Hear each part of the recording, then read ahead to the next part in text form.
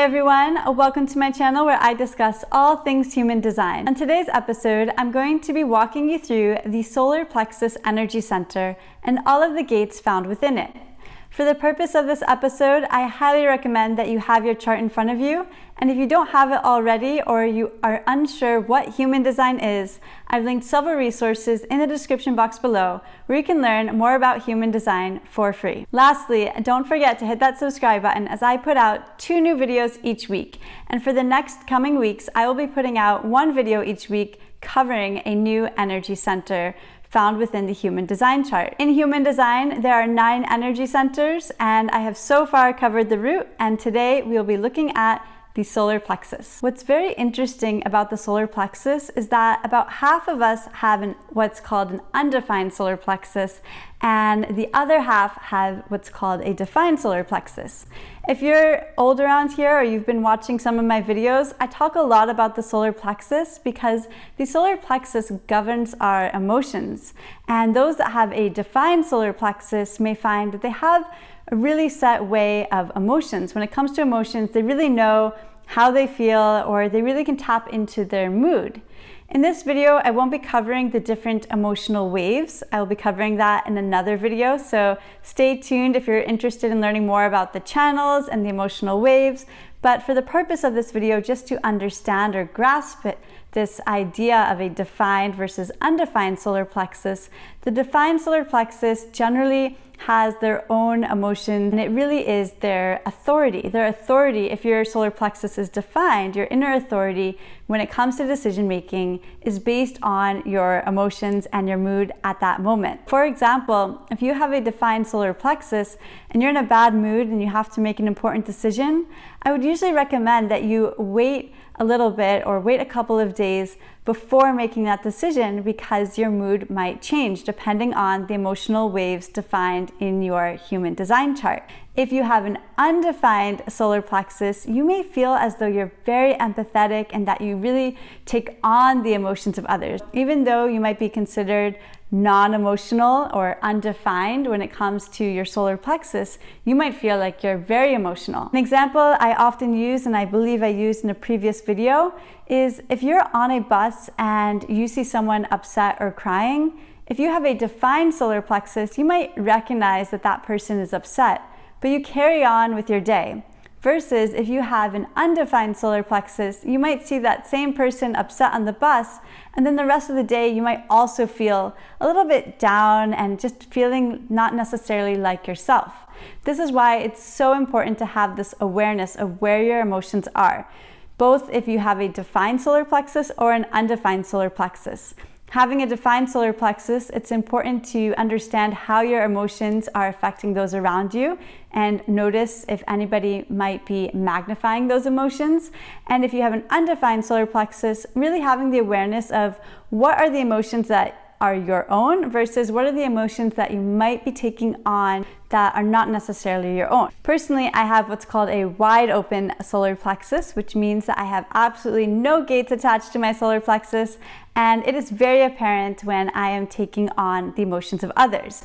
Just watching a audition tape, for example, on American Idol or The X Factor, I can watch an audition tape and I cry probably 90% of the time. I'm always just bawling my eyes out. I get sucked into the emotions of the audition and I can't help myself. So let me know in the comments below if you have a defined or undefined solar plexus and if you can relate to that or not. All right, so with that, let's get into the gates. You will notice I will be referring to my handwritten notes. I have been studying human design and the gene keys for over 7 years, and I never got around to typing them up, so I will be referring to my handwritten notes. I will be giving real life examples, and I will also be referring to the book I use for human design, which I will link below. This is the Human Design, The Science of Differentiation, and this book is co-written actually by the founder of human design, Ra-Uru Hu. And this is why I love this book, although it is a bit dense, and the purpose of my channel is to make this wisdom more accessible and provide you with some real life examples, especially as it pertains to human design and as we get into the gates. So the format here, I will be going through each gate one at a time.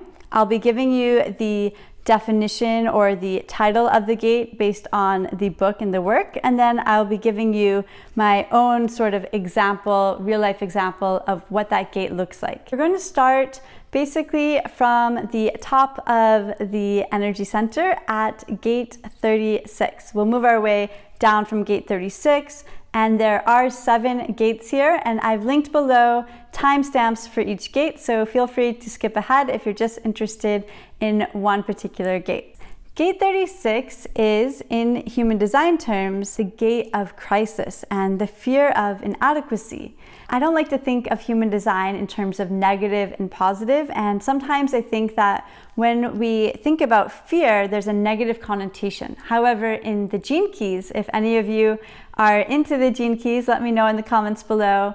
It's really about embracing our shadows in order to get to our gifts. And so I don't like to think of the fear of anything as necessarily a bad thing, but rather a superpower that we can use to our advantage. The 36 in my own thoughts is kind of like the ultimate therapist. It's the relationship guru in the friend group. And so the gate 36 is oftentimes very good at solving emotional issues, relationship issues, love issues, things along that nature. Those of you that have the gate 36 may experience that you have your own trials and stories around relationships, and through those experiences, that's what allows you to really be able to show up for others, especially in your friend group, as the go-to person when it comes to relationship advice. What's important here when it comes to the non-alignment is not getting too caught up in the stories of others and their relationships. If a friend comes to you and asks for advice,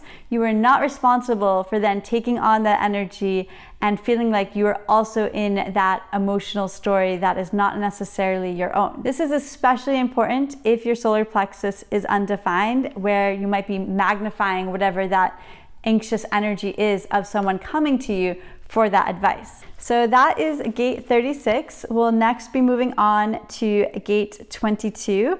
And gate 22 is such a fun one. The gate 22 is the person that seemingly has everything together. They always show up on time, they're always well dressed, they seem very organized, and you may never know that actually things are very chaotic for them sometimes, or that everything in their own experience is a mess, but they never portray that. People will always think that those with the gate 22 just have this natural sense of grace and charm. The 22 is the gate of grace, the gate of openness. There is a fear of silence, but as I mentioned, this fear can be really converted into a superpower. And so if you have the gate 22, what's important is to really recognize when are you hiding behind what you want to share? When are you not letting yourself be your most vulnerable self and you're not allowing people in?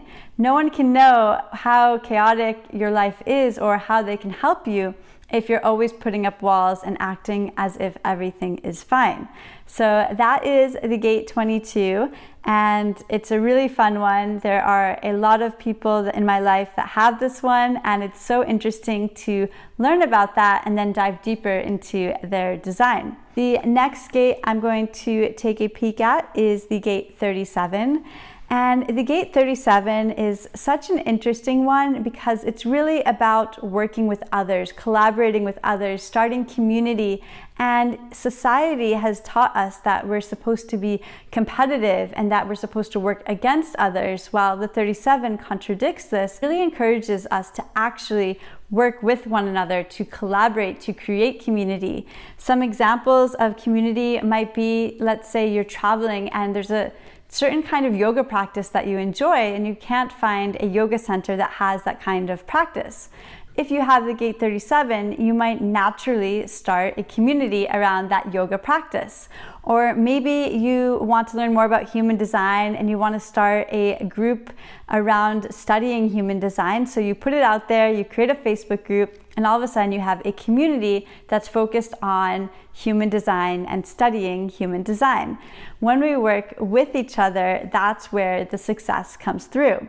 And so if you have the gate 37, you might find that you love collaborating, you love working with people, and naturally you just kind of indulge and you like to create communities wherever you are. So if you can't find a community to join, you might be the one to actually start a community.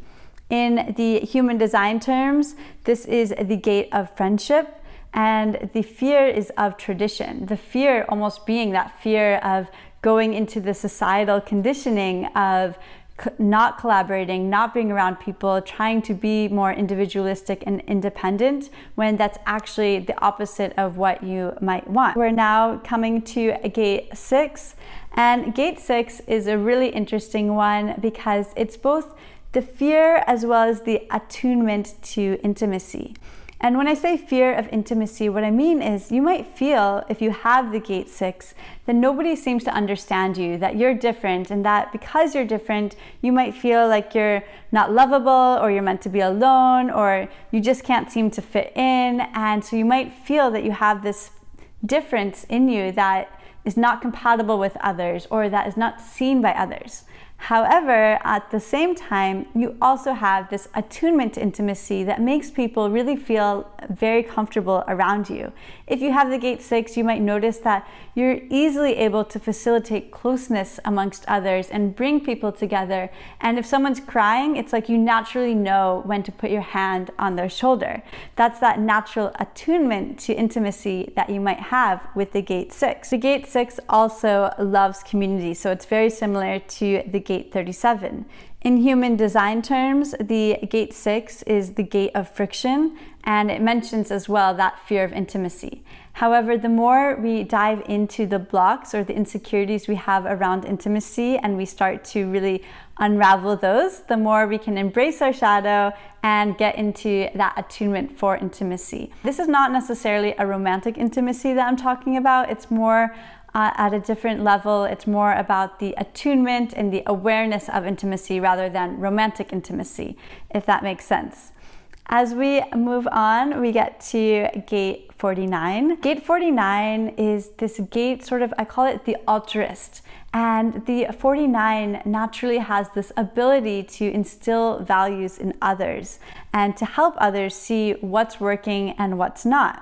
What's important here with the gate 49 is to be aware of when you might become a little bit too codependent on the response from others. For example, where are you maybe helping others to an extent that you're actually holding yourself back? This is especially important for those that are manifesting generators or generator energy, where you have this feeling that you need to people please and put others before yourself all the time. Really having that awareness that instilling values in others and setting that up for others is a beautiful thing that you can do, but it's not something that you need to do at the expense of your own priorities and putting yourself first. Having that awareness and maybe sharing, for example, a value set with a group of friends or a friend, but then not feeling obligated to then be attached to it or attached to the outcome. It is so important to realize that we cannot change those around us. We can only provide information, and it's really up to them and their own journey as to how that information becomes applied in their own life. In human design terms, the 49 is the gate of principles, and it's the fear of nature. Again, I'm always reminding this whole video, anytime I say fear, it's really that superpower. It's that ability to explore and look further into, okay, the fear of nature, what does that look like? And how can you bring that forward to be a place where you're setting up values for the collective, for those around you, in a way that works for everyone and is for the greater good. The next gate I'm going to speak about is gate 55.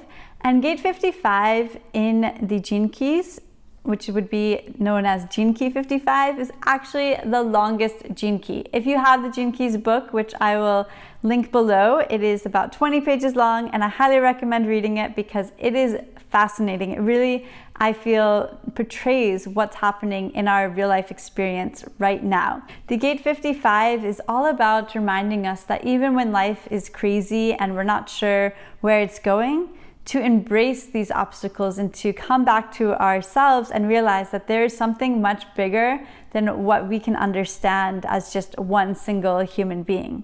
In human design terms, the gate 55 is the gate of the spirit, and it's this fear of emptiness. However, when we think about it, it's not about this emptiness that we are fearing. It's really getting back to the idea of what can we bring to the world and how can we embrace the experience regardless of what's going on. The gate 55 is very interesting, and as I don't have it, I'd love to hear from you and what this has been like if you have the gate 55 in your chart. The last gate I'm going to speak about is one of my favorites, and this is gate 30. And gate 30 is really good at helping others feel more deeply. And what I mean by that is many of us, we don't have the gate 30, myself included, and those with the gate 30 are really able to help us connect and feel our emotions and embrace our emotions. Our emotions are so powerful and so beautiful and important, and so often we are told to keep them in or hold them in, or society judges us for having emotions, for being vulnerable. And the gate 30 really challenges this and invites us to explore our emotions on a deeper level. What's important here is that the gate 30 doesn't get, again, too caught up in the story and not necessarily using it for the benefit of everyone as well as themselves. Very similar to the gate 36, not getting caught up too much in the story. As I mentioned earlier, I won't be going over the emotional waves in this video, but the gate 30 and the gate 36 are both on opposite ends, which are the spontaneous emotional waves. So those with the gate 30, if you have this especially defined or connected to your 41 in the root, so having that channel, you might find that when it comes to emotions, they really just come out of nowhere and they come and go very quickly. In human design terms, the gate 30 is the gate of feelings, and it's the fear of fates. But as I mentioned, there are no fears to be had here. It's all about embracing that shadow and getting into that gift stage. So embracing the idea that we don't need to know what's happening next. We don't need to get into that story, and we can actually just enjoy the moment now. I have now gone over the 7 gates found within the solar plexus. I'll be going over the sacral and the gates found within the sacral energy center in an upcoming video, so make sure to subscribe and let me know in the comments below what you thought of this video, if you have any of these gates defined. And I can't wait to continue sharing with you more on human design.